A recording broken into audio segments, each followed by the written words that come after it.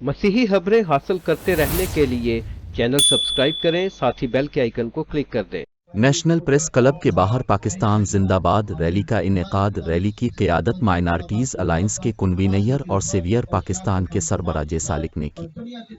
World minorities alliance और मुस्लिम मसीही इत्तेहाद के ज़ेर एहतमाम नेशनल प्रेस क्लब के बाहर पाकिस्तान जिंदाबाद रैली का इनेकाद किया गया। रैली की क़ियादत वर्ल्ड माइनॉरिटीज़ अलायंस के कन्वीनर और सेवियर पाकिस्तान के सरबराह साबिक़ वफाकी वज़ीर जे सालिक ने की।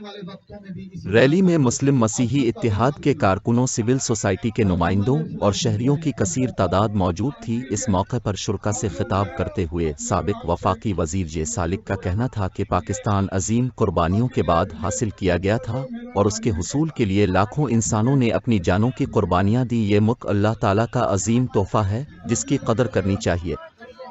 रैली के मौके पर Pakistan army chief general Asim Munir, chief justice Qazi Faez Isa की तस्वीर और कौमी परचम भी आवेज़ा किया गया था, जबकि जे सालिक ने अपने सर में खाक डाली और एक गाड़ी में वतन की मिट्टी भी रैली का हिस्सा थी। रैली नेशनल प्रेस क्लब से शुरू हुई और सुपर मार्केट का चक्कर लगाकर वापस नेशनल प्रेस क्लब के बाहर ख़त्म हुई। इस मौके पर वतन से मोहब्बत के इजहार के लिए कौमी परचम पर गिल पाशी भी की गई।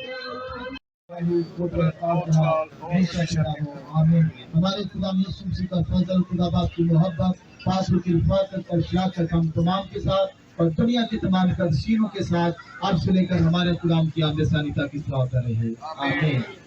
आप सबका बहुत शुक्रिया, आप तशरीफ लाए और इस मुस्लिम मसीही इत्तेहाद को आपने कायम रखा है और इंशाल्लाह आने वाले वक्तों में भी इसी तरह कायम रखेंगे। आप सबका बहुत शुक्रिया और अमन और सलामती से जाएं।